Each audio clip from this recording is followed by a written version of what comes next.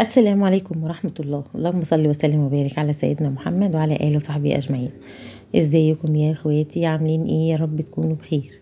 احنا جايين النهارده فيديو بسيط وخفيف ولطيف وطعمه حلو قوي قوي قوي قوي. الفيديو ولا بلح الشام؟ عاملين بلح الشام حلو قوي، خفيف وسهل وسريع، مش بياخد معانا اي وقت ولا حتى بيكلفنا حاجات كتير، كله من البيت. يعني شوية مكونات من البيت كده هتعمل لك احلى حاجة، جميل جدا ولذيذ. يا رب يعجبكم ان شاء الله. ويا ريت بقى اللي مش مشترك عندي يشترك وفعلوا زر الجرس واضغطوا لي لايك وتعليق حلو كده من قلوبكم ودعوة حلوة وليكم بالمثل ان شاء الله. تعالوا نشوف بقى احنا عملنا بلح الشام الجميل ده ازاي. بصوا مكوناته: كوبايتين دقيق، وكوبايتين مية قد بعض، وكوبايه الا ربع زيت. عايزه تحطي سمنه ماشي، عايزه تحطي زبده ماشي، اللي يريحك. وبيضتين، وديت علبه فانيليا هناخد منها حته صغنونه كده، مش هناخد كتير يعني. بنجيب بقى حله حلوه كده نحطها على النار. تمام. المكونات دي على فكره، بصي انت اكيد عندك البيض في البيت، وعندك الزيت، وعندك كل حاجه. ربنا يجعل عندنا كل الخير يا رب. هنا بقى بنجيب حله كده نحطها على النار، بتنزلي فيها بالميه وكوبايتين الميه لحد ما تغلي. اول ما تغلي بتنزلي بالكوبايه الزيت، كوبايه الا ربع زيت. عايزه تحطي زبده بتبقى لذيذه جدا، يعني اي حاجه في متناول ايديكي او متوفره عندك اعمليها. دي كوبايه الا ربع زيت. انا حبيت اعمل باقل الامكانيات زي الجاهز بالظبط، علشان تعرفي انك ممكن تتصرفي او تعملي اي حاجه بابسط ما عندك. وهي بتغلي كده بتنزلي عليها بالدقيق، وهي بتغلي لسه. بس اهم حاجه الميه تكون غليت وتحطي عليها الزيت الاول. بعد كده تطفي النار، تنزلي بالدقيق وتطفي النار على طول. معلش القطعه الصغيره دي بس جايه معايا بالطول كده، ابني الله يسامحه لف التليفون من غير ما اخد بالي. بعد كده بتقلبي بقى العجينه كويس معاكي، وبعد كده بتنقليها في طبق عشان تبرد. اهم حاجه، اهم خطوه تبرد. وبعد كده بتجيبي البيضتين بتوعك عليهم قطعه الفانيليا او ربع معلقه فانيليا، تربيهم كويس وتلخبطيهم وتحطيهم على العجينه لغايه ما يدوبوا خالص. بس اهم حاجه تستني لما العجينه تبرد. كيس بقى بتاع الكريم شانتيه ده، قطعه التشكيل اللي هي بتاعه بلح الشام، بتحطيها بالشكل كده. بس بصراحه الكيس ما استحملش معايا، ليه بقى؟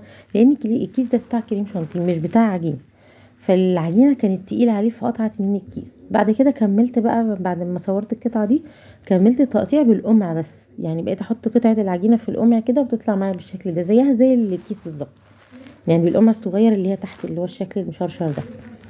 بالشكل ده كده بتخلصي الكميه كلها. بتجيبي طاسه على النار فيها زيت نضيف، يعني يا دوبك يسخن، مش يقدح قوي، يسخن بس كده. بتنزلي فيه بقى ببلح الشام.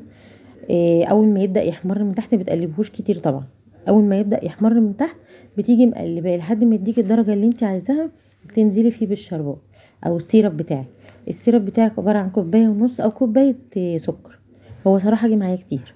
كوبايه سكر واحده، وكوبايه ميه، وعصره ليمونه، وسنه فانيليا او ربع معلقه فانيليا كده. احنا حطينا فانيليا على الشربات، وفانيليا على البيض وانتي بتقلبيه على العجينه.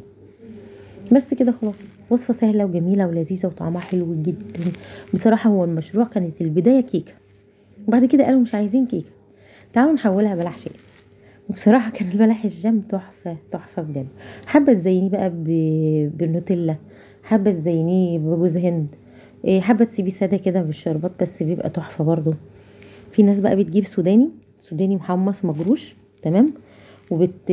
بتحط عليه نون صناعي من عند العطار، بزيت اسمه زيت ايه، زيت فستق.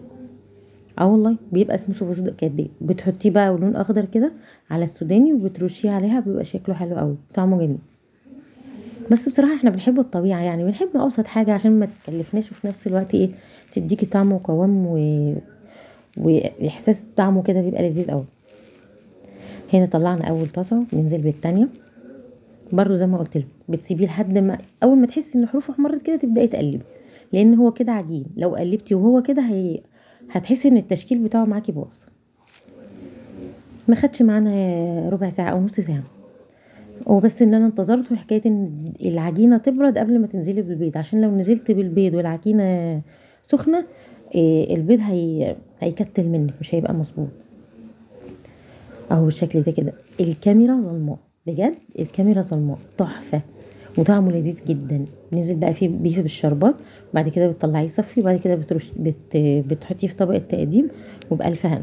انا ولادي بقى حطوا عليه نوتيلا او ايه، لا يا ريت نوتيلا، دانت زبادي دانت او شوكولاته دانت دي، بس كانوا بيحطوا السبعة فيها كده وياكلوا، بس كان طعمه لذيذ قوي والله. ربنا يحسن ما بين ايدينا يا رب. ويا ريت لو وصلتوا معايا لحد هنا ما تنسونيش في لايك واشتراك ودعوه حلوه من قلبكم، وليكم بالمثل يا رب. وان شاء الله انتظروا مني كل جديد، وربنا يا رب يوفقنا جميعا باذن الله. اشوفكم ان شاء الله في فيديو جديد على خير. مع السلامه.